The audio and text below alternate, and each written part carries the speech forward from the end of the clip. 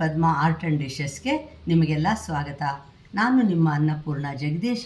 ಇವಾಗ ಒಳ್ಳೆ ಮಳೆಗಾಲ ಅಲ್ವಾ, ನಿಮ್ಗೆ ಅದಕ್ಕೆ ಆರೋಗ್ಯಕ್ಕೆ ಒಳ್ಳೆಯದು ಅಂಥೇಳಿ ಸೋರೆಕಾಯಿ ಸೂಪ್ ಮಾಡೋದನ್ನು ತೋರಿಸ್ತಾ ಇದ್ದೀನಿ.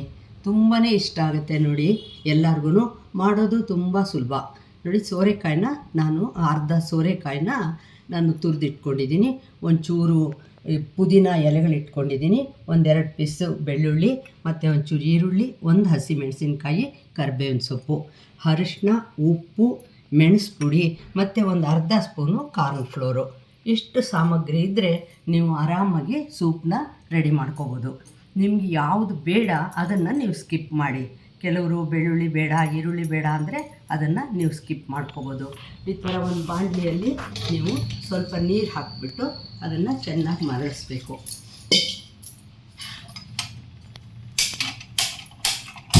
ನೋಡಿ, ಈ ಥರ ನೀರು ಹಾಕಿಬಿಟ್ಟು ಅದು ನೀರು ಮರಳುತ್ತಲ್ವ, ಆವಾಗ ನೀವು ಸೋರೆಕಾಯಿ ತುರಿದಿಟ್ಕೊಂಡಿದ್ದೀರಲ್ಲ ಇದು ಮತ್ತು ಇದಿಷ್ಟು ಸಾಮಗ್ರಿಗಳನ್ನು ನಾನು ಆ ನೀರಿಗೆ ಹಾಕಿಬಿಡ್ತಾಯಿದ್ದೀನಿ. ಚೆನ್ನಾಗಿ ಒಂದು ಕುದಿ ಬರೋ ಅಷ್ಟು ನೀವು ಅದನ್ನು ಮರಳಿಸ್ಬಿಡ್ಬೇಕು. ನೋಡಿ, ನೀರು ಮರಳ್ತಾ ಇರೋವಾಗ ನಾನು ಎಲ್ಲನೂ ನಿಧಾನವಾಗಿ ಹಾಕ್ಬಿಡ್ತಾಯಿದ್ದೀನಿ. ಏನೇನು ಇಟ್ಕೊಂಡಿದ್ದೆ ಅಂತೆಲ್ಲ ನೋಡಿದ್ರಲ್ವ, ಅದೆಲ್ಲನೂ ನೀರಿಗೆ ಹಾಕ್ಬಿಟ್ಟು ಚೆನ್ನಾಗಿ ಮರಳಿಸ್ತೀನಿ.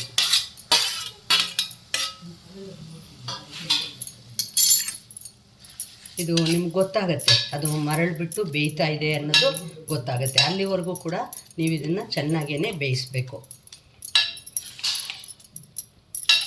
ಪೂರ ಹಸಿ ವಾಸನೆ ಹೋಗುತ್ತೆ, ಅಲ್ಲಿವರೆಗೂ ನೀವು ಬೇಯಿಸಬೇಕು. ಇವಾಗಲೇ ನೀವು ಇದನ್ನು ಕೂಡ ಎಲ್ಲ ಮೆಣಸು ಪುಡಿ ಮತ್ತು ಉಪ್ಪು, ಆಮೇಲೆ ಅರಿಶಿನ ಒಂದು ಚಿಟಿಕೆ ಮತ್ತು ಕಾರ್ನ್ ಫ್ಲೋರು ಕೂಡ ಹಾಕ್ಬಿಟ್ಟಿದ್ದೀನಿ ನಾನು, ಒಂದು ಅರ್ಧ ಸ್ಪೂನ್ ಅಷ್ಟೇ ಹಾಕಿ. ನೋಡಿ, ಇದು ಚೆನ್ನಾಗಿ ಎಲ್ಲ ಮರಳಿದ ಮೇಲೆ ಇದನ್ನು ಮಿಕ್ಸರಲ್ಲಿ ನೈಸಾಗಿ ಗ್ರೈಂಡ್ ಮಾಡ್ಕೋಬೇಕು. ಒಂದು 10 ನಿಮಿಷ ಇದನ್ನು ಮರಳಕ್ಕೆ ಬಿಟ್ಬಿಡೋಣ. ಆಮೇಲೆ ಇದನ್ನು ಮಿಕ್ಸರಲ್ಲಿ ಹಾಕಿಬಿಟ್ಟು ಗ್ರೈಂಡ್ ಮಾಡ್ಕೊಳ್ತೀನಿ. ನೋಡಿ, ಈಗ ಇದು ಚೆನ್ನಾಗಿ ಬೆಂದಿದೆ. ಬೆಂದಮೇಲೆ ನಾನು ಇದನ್ನು ಹಾಗೆ ಇಟ್ಬಿಟ್ಟು ಆರಕ್ಕೆ ಬಿಡ್ತಾಯಿದ್ದೀನಿ. ಏಕೆಂದರೆ ಮಿಕ್ಸರ್ಗೆ ಹಾಕೋವಾಗ ಅದು ಆರಿದರೆ ತುಂಬ ಚೆನ್ನಾಗಿ ನೈಸಾಗಿ ಆಗುತ್ತೆ.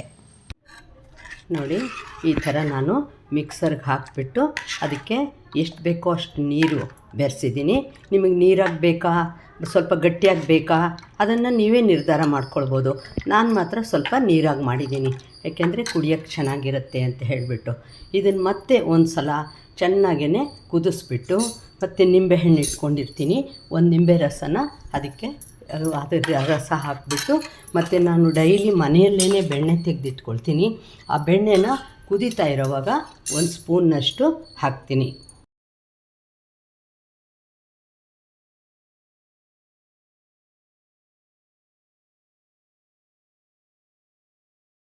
ನೋಡಿ, ಈ ಥರ ಕುದೀತಾ ಇದೆ. ಇವಾಗ ಇದಾಗಿದೆ ಅಂತ ಹೇಳಿಬಿಟ್ಟು ನಾನು ನಿಮ್ಗೆ ಆವಾಗಲೇ ಹೇಳಿದೆ ಅಲ್ಲ, ಮನೆಯಲ್ಲೇ ನಾನು ಡೈಲಿ ಬೆಣ್ಣೆ ತೆಗೆದಿಟ್ಕೊಂಡಿರ್ತೀನಿ ಅಂತ ಹೇಳಿ, ಅದನ್ನು ನಾನು ಸ್ವಲ್ಪ ಇದು ಕುದೀತಾ ಇರೋವಾಗ ಹಾಕ್ತೀನಿ.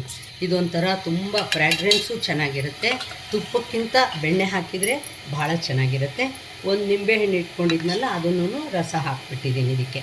ನೋಡಿ, ಇಷ್ಟಾದರೆ ನಿಮ್ಮ ಸೋರೆಕಾಯಿ ಸೂಪು ಸೂಪರಾಗಿ ರೆಡಿ ಆಯಿತು ಅಂತ ಹೇಳಿ.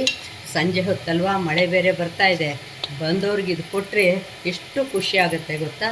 ಇನ್ನೂ ತನಕ ನನ್ನ ಚಾನಲ್ಗೆ ಸಬ್ಸ್ಕ್ರೈಬ್ ಮಾಡ್ಕೊಳ್ಳದೆ ಹೋದರೆ ಸಬ್ಸ್ಕ್ರೈಬ್ ಮಾಡ್ಕೊಳ್ಳಿ. ಲೈಕ್, ಶೇರ್, ಕಾಮೆಂಟ್ ಮಾಡೋದು ಮರಿಬೇಡಿ. ಇದೇ ವಿಡಿಯೋನ ನಾನು ಇನ್ಸ್ಟಾಗ್ರಾಮ್ ಮತ್ತು ಫೇಸ್ಬುಕ್ಕಲ್ಲಿ ಕೂಡ ಅಪ್ಲೋಡ್ ಮಾಡ್ತೀನಿ. ಅಲ್ಲೂ ನೋಡಿ, ಲೈಕ್ ಮಾಡಿ, ಕಾಮೆಂಟ್ ಮಾಡಿ. ನಿಮ್ಮ ಅಪ್ರಿಷಿಯೇಷನ್ನು ನನಗೊಂಥರ ಎನ್ಕರೇಜ್ಮೆಂಟ್ ಇದ್ದಂಗೆ. ನೀವು ರೆಡಿ ಮಾಡ್ತೀರಲ್ವ, ಇದೇ ಥರ ನೀವು ಇಂಗ್ರೀಡಿಯೆಂಟ್ಸ್ ಬಳಸಿ ಯಾವ ತರಕಾರಿಯಲ್ಲಿ ಕೂಡ ಅಥವಾ ಸೊಪ್ಪಲ್ಲಿ ಕೂಡ ಸೂಪು ರೆಡಿ ಮಾಡ್ಬೋದು. ನಮಸ್ಕಾರ.